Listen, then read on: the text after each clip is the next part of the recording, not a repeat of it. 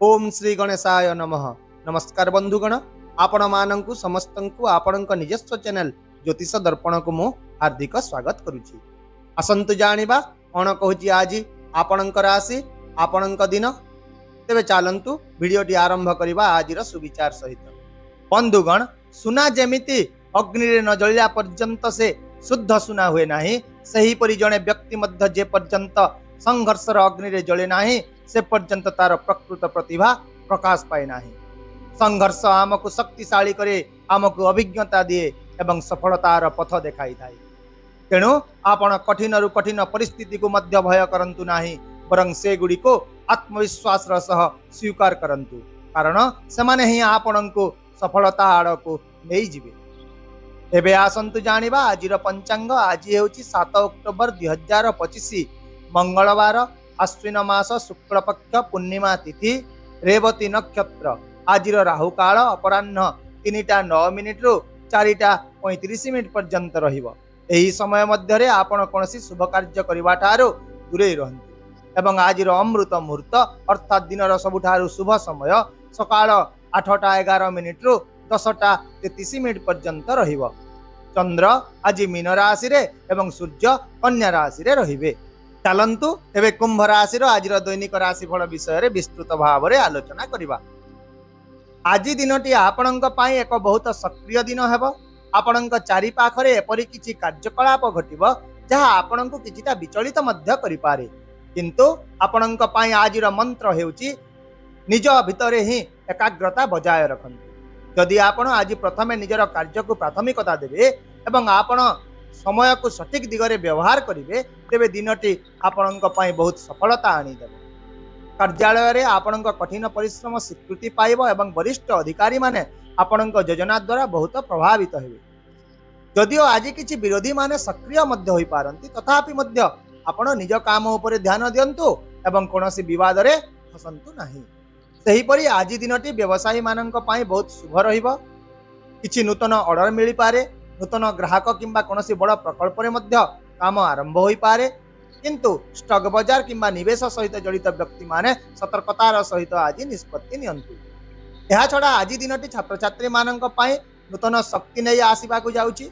Admission परीक्षा किंबा प्रकल्प विषय रे चिंतित व्यक्ति माने मध्य किछि आश्वस्ति पाइबे एवं मुख्यतः कला लेखा शिक्षादान एवं गवेषणा क्षेत्र जड़ित व्यक्ति माने समानंकर कठिन परिश्रमर सकारात्मक फलाफल देखिबे। एहीपरि सामग्रिक भाव में आज दिनटी आपणक क्यारियर एवं शिक्षा को मजबूत करिबो, किंतु आपण समय एवं सुजोगर मूल्य को बुझंतु।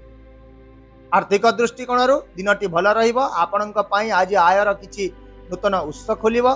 विशेषकर जो माने एक प्रकल्प टेंडर किंबा चुक्ति पई अपेक्षा करिथिले सेमानंक पई एहा छडा आज आपणक योजना गुड़िक धीरे धीरे फल देवा आरंभ करिबो। परिवार रो आवश्यकता किंबा गुरुत्वपूर्ण कोनोसी जिनिस पई खर्च हबार संभावना रहिछि, किंतु एही खर्च आपणको सुख प्रदान करिवो। यदि आपण निवेश करबा को चाहुचंती, तेबे आज विशेषज्ञक सहित परामर्श करबा परे ही कोनोसी निष्पत्ति नियंतु। सेही परि व्यवसायी माने सतर्कतार सहित आगको बढ़ंतु, किंतु क्षति हेबार आज कोनोसी संभावना नाही। आउ मध्य आज आपणकर आय एवं खर्च भल भाव रे संतुलित रहिबो, जहा आपणक मनरे संतोषर भावना आनी। सेहीपरि स्वास्थ्य दृष्टिकोण आज आपण निज स्वास्थ्य उपरे विशेष ध्यान दियंतु। आपण टिके मुंड घुराइबा किंबा क्लांत मध्य अनुभव करि पारंती। एहा सहित गैस एसिडिटी किंबा पेट जलिबा भली किछि समस्या मध्य आज आपणको हैरान करिवो। एहा व्यतीत जदि आपणकर रक्तचाप किंबा हृदरोग रहिछि, तेबे आज आपण निजर खाद्य एवं दैनंदिन कार्य रे विशेष ध्यान दियंतु। व्यस्त बहुल दिन भितरे मध्य आपण निज मन को शांत रखंतु, कारण मानसिक चाप आपणक स्वास्थ्य पई सबुठारु बड़ विपद साजी पारे। विशेष भाव में सकाळु आपण ध्यान योग किंबा हालुका चलंतु। ता सहित आज एक सुस्थ खाद्य खांतु एवं प्रचुर परिमाण रो पानी पीबा को मध्य भूलंतु नाही। ए सबु जिनिस आज आपणकर मन एवं शरीर उभय को सतेज रखिबे।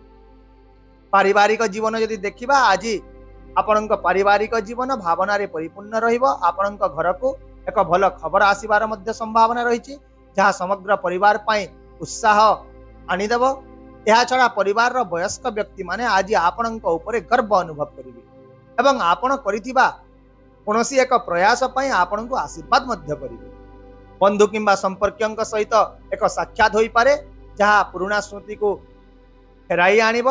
ଏହା ସହିତ ଆଜି ଆପଣଙ୍କର ସାମାଜିକ ପ୍ରତିଷ୍ଠା ମଧ୍ୟ ବୃଦ୍ଧି ପାଇବ ଏବଂ ଆପଣଙ୍କୁ କୌଣସି ଏକ ସଂଗଠନ କିମ୍ବା ଧାର୍ମିକ କାର୍ଯ୍ୟକ୍ରମରେ ଅଂଶଗ୍ରହଣ କରିବାର ଭଲ ସୁଯୋଗ ମିଳିବ, ଯାହା ଆପଣଙ୍କ ମନରେ ଆଧ୍ୟାତ୍ମିକ ସନ୍ତୋଷର ଭାବନା ଆଣିବ।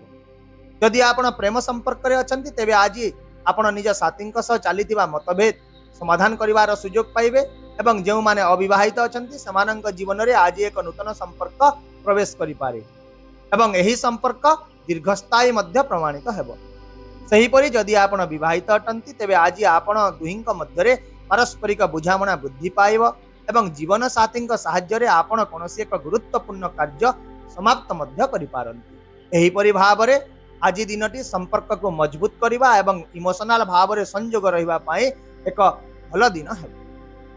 ତାହେଲେ ଆପଣଙ୍କ ପାଇଁ ଆଜିର ବିଶେଷ ପ୍ରତିକାର ହେଉଛି, ଆଜି ଆପଣ ବାନରମାନଙ୍କୁ ଚଣା ଗୁଡ଼ କିମ୍ବା ବାଦାମ ମଧ୍ୟ ଖାଇବାକୁ ଦିଅନ୍ତୁ। ଏହା ସହିତ ଭଗବାନ ହନୁମାନଙ୍କ ମନ୍ଦିର ପରିଦର୍ଶନ କରନ୍ତୁ ଏବଂ ହନୁମାନ ଚାଳିଶା ପାଠ କରନ୍ତୁ। ଏହା ଫଳରେ ଆଜି ଆପଣଙ୍କ ଜୀବନରୁ ନକାରାତ୍ମକ ଶକ୍ତି ଗୁଡ଼ିକ ଦୂର ହେବ, ଆତ୍ମବିଶ୍ୱାସ ବୃଦ୍ଧି ପାଇବ ଏବଂ ଆପଣ ଶୁଭ ଫଳ ମଧ୍ୟ ପାଇବେ। ଆଶା କରୁଛି ଭିଡ଼ିଓଟିକୁ ଆପଣ ସକାରାତ୍ମକ ଚିନ୍ତାଧାରା ସହିତ ଗ୍ରହଣ କରିବେ ଏବଂ ଆପଣଙ୍କର ଦିନକୁ ଆହୁରି ସୁନ୍ଦର କରିବେ। ଯଦି ଆପଣଙ୍କୁ ଆମର ଏହି ଭିଡ଼ିଓଟି ପସନ୍ଦ ଆସିଲା, ତେବେ ଦୟାକରି ଭିଡ଼ିଓଟିକୁ ହାଇପ୍ କରନ୍ତୁ, ସେୟାର କରନ୍ତୁ ଏବଂ ଆପଣଙ୍କର ମୂଲ୍ୟବାନ ମତାମତ କମେଣ୍ଟ ବକ୍ସରେ ନିଶ୍ଚିତ ଭାବରେ ଜଣାନ୍ତୁ। ତା ସହିତ ଆମ ଚ୍ୟାନେଲକୁ ସବସ୍କ୍ରାଇବ୍ କରିବାକୁ ମଧ୍ୟ ଭୁଲନ୍ତୁ ନାହିଁ, କାରଣ ପ୍ରତ୍ୟେକ ଦିନ ଆମେ ଆପଣଙ୍କ ପାଇଁ ଆଣିଥାଉ ସଠିକ୍, ସହଜ ଏବଂ ନିର୍ଭରଯୋଗ୍ୟ ରାଶିଫଳ। ତେବେ ଆସନ୍ତାକାଲି ପୁଣି ଦେଖା ହେବା ଆଉ ଏକ ନୂତନ ରାଶିଫଳ ଭିଡ଼ିଓ ସହିତ। ସେ ପର୍ଯ୍ୟନ୍ତ ବିଦାୟ ଦିଅନ୍ତୁ। ନମସ୍କାର। ଜୟ ଜଗନ୍ନାଥ।